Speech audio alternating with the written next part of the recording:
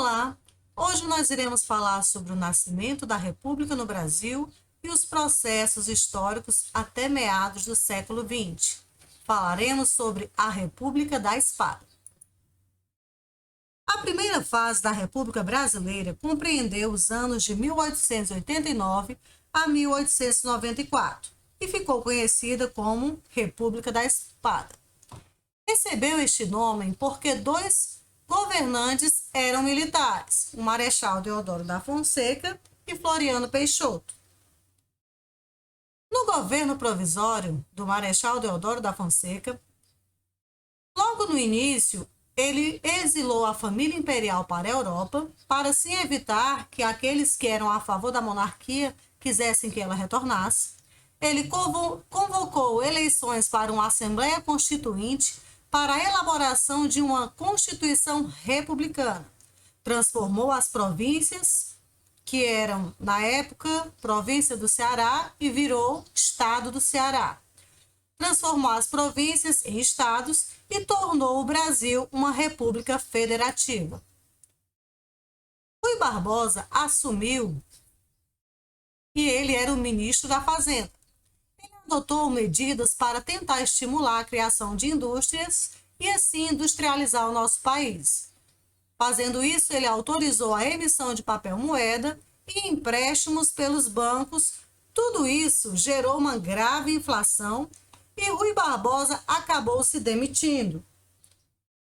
A República começou com grande euforia na área econômica, comandada então pelo ministro da Fazenda, Rui Barbosa, com o objetivo de estimular o crescimento econômico, em particular da indústria.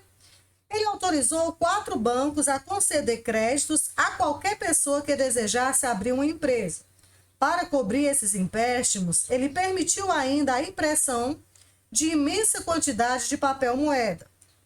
Mas, como a moeda brasileira tinha como referência a libra inglesa, as emissões de dinheiro sem lastro, ou seja, sem garantia em ouro, provocaram o aumento acelerado da inflação aqui no nosso país. Muitos desses empréstimos foram usados também para abrir empresas que existiam apenas no papel, ou seja, muitas empresas fantasmas, embora suas ações fossem negociadas na Bolsa de Valores. Assim, muitos investidores perderam seu dinheiro, prejuízo que atingiu toda a sociedade com a alta da inflação. Esse acontecimento ficou marcado na história. Essa forma de política feita por Rui Barbosa ficou conhecido na história como encilhamento,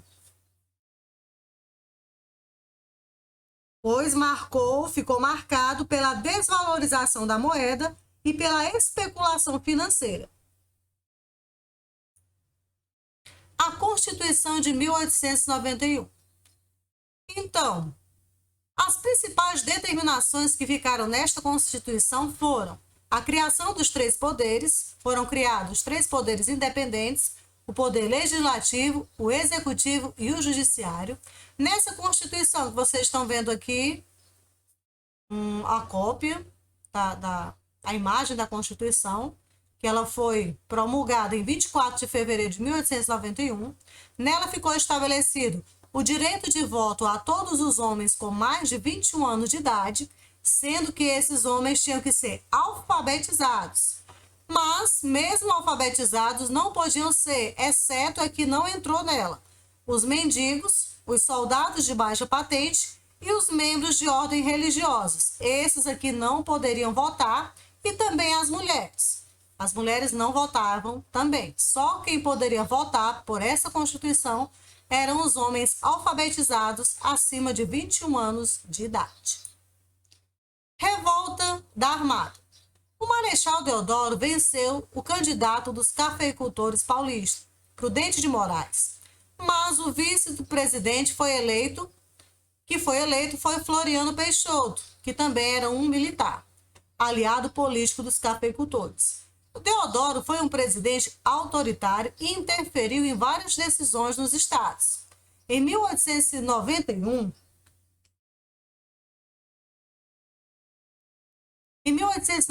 deputados e senadores restringiram o poder do presidente que mandou fechar o Congresso. É claro que o presidente não ficou satisfeito. Então, quando fecharam, como esses deputados queriam restringir o poder do Marechal Deodoro da Fonseca, ele fechou o Congresso e decretou estado de sítio. Embora no Exército ele tivesse recebido o apoio de seu grupo, os oficiais que seguiam a liderança de Floriano Peixoto, seu vice, não apoiaram o golpe de Estado. A Marinha também não concordou com a atitude autoritária do presidente. Diversas lideranças civis reagiram a esse golpe. Sem apoio político e civil e militar, Deodoro da Fonseca, ele renuncia no dia 23 de novembro de 1891. Mas antes dele renunciar, esse grupo de militares exigiu que o major renunciasse. Eles pegaram navios e ameaçaram bombardear o Rio de Janeiro. Nessa primeira tentativa aqui, que vocês estão vendo na imagem, a artilharia, durante a revolta da Armada, essa foto é de 1893, após a vitória dos governistas em 1894. Parte dos militares revoltosos dirigiu-se ao Rio Grande do Sul para apoiar os federalistas. Então, esse grupo de militares que não estava satisfeito com as decisões de Deodoro da Fonseca, eles tomaram um navio e apontaram para o Rio de Janeiro, ameaçando bombardear. Como o Deodoro não teve apoio, ele acabou renunciando no dia 23 de novembro de 1891. E quem ficou em seu lugar, assumiu a presidência, foi o Marechal Floriano Peixoto. Então, quem assumiu foi o seu vice, o Marechal Floriano Peixoto, mas a Constituição do Brasil não permitia que o vice assumisse a presidência sem que o presidente tivesse pelo menos comandado por 2 anos. Como o Marechal Deodoro da Fonseca estava apenas 8 meses no poder, a situação não ficou boa para o Marechal Floriano Peixoto, pois as outras autoridades e elites do povo não aceitavam que ele assumisse. Então, a posse do presidente ela começou a ser questionada. E ele sofreu grande oposição de políticos e militares. O vice completaria o mandato somente após o presidente ter cumprido metade do seu período governamental, os 2 anos. Mas como Deodoro não completou, essa posse de Floriano Peixoto ela começou a ser questionada. As elites políticas do Partido Republicano Paulista, o PRP, receosas com a instabilidade política, apoiaram o novo presidente. Floriano, por sua vez, percebeu que o apoio da PRP era fundamental para levar adiante seu governo.